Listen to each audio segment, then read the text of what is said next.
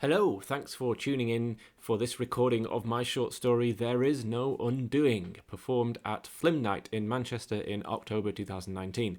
Now, before you start watching this, just a quick note to say that this story was written in response to the cult 1996 teen witch movie The Craft. So if you are unfamiliar with this film, this story will make even less sense than it already does. Flim Nite is a monthly cabaret evening where they take a cult film and ask performers to respond to that film in some way. I tend to take such briefs very seriously. So this story works best if you've literally just watched The Craft. Anyway, despite all that, please do enjoy. There is no undoing. The guardians of the watchtowers of the north walk into a pet shop and ask for snakes. The man at the till, Clive, says, "Yeah, we've got 6. The female guardian of the watchtower of the north, whose name is Sapphirus, writes 6 down in her notepad. The male guardian of the watchtower of the north, whose name is Architritus the Eighth, sighs. We need a lot more than that, he says. Clive tells them of another pet shop 2 miles away who specialise in reptiles. They thank him by granting him 6 days of moderately good fortune, 1 per snake, and hurry on. The storm subsides to unbearable sun, so they take a shelter for a while. This is it, thinks Sapphirus, the moment I've been waiting for.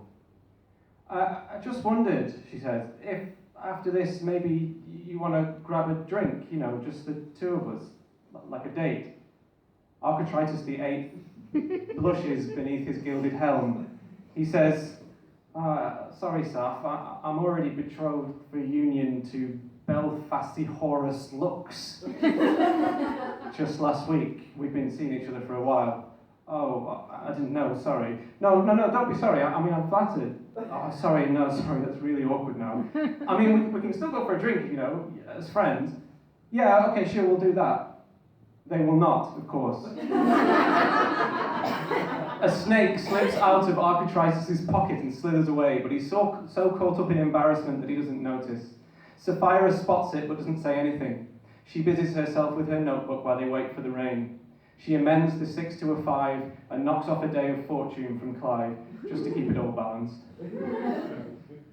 Bloodknave the Hammerhead and Gallfist the Great White square up at the Shark Skirmish, a once-in-a-lifetime encounter when the mighty storm demands it, when the waves thrash and thunderbolts strike the surface like whipped chains of war. Bring thyself, shouts Bloodknave. Heed my teeth, screams Gallfist, while the other sharks whirl around them, snapping tails and taking bets. But just as the first blood is drawn, the water is parted and a bubble of calm emerges. Manon appears. Sorry, lads, sorry, he says. This isn't the Shark Skirmish.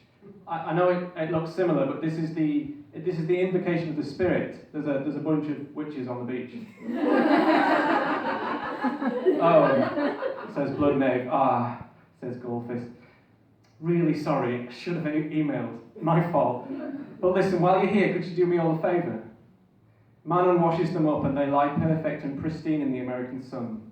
With their dying breaths, Bloodknave and Gallfist turn to each other. Says Bloodknave, I thought we really had something going on there. Gallfist nods and holds out his fin. Me too, he manages. Jock Bully Mitt buys Jock Bully Trey a present for his birthday. A jukebox which only plays music by Trey's favourite band, 90s pop rockers Letters to Cleo. Dude, where'd you get this? Some guy's selling them downtown. Shit, bro, this looks expensive. Mitt shrugs, tries not to blush. Trey puts on a song and nods along. It's just that, says Mitt, with Chris acting all weird, well, it gives us a bit more time alone together, right? What are you saying, bro? Mitt doesn't quite know what he's saying. Instead, he opens his arm and offers a manly back-slapping hug. Trey goes for it, and it lasts just a little longer than it perhaps should. Those witches, they both think in that extended moment. Those fucking witches. Hey, "Check this out," says Trey. He's not got a gift for Mitt, but he can show him this. A new trick he's learned, the balancing of a pencil. He puts it on top of the jukebox and concentrates hard. Mitt steps closer to him and the warmth of his breath is on Trey's neck.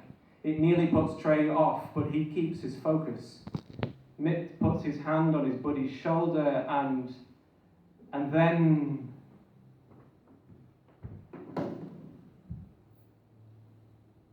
the pencil,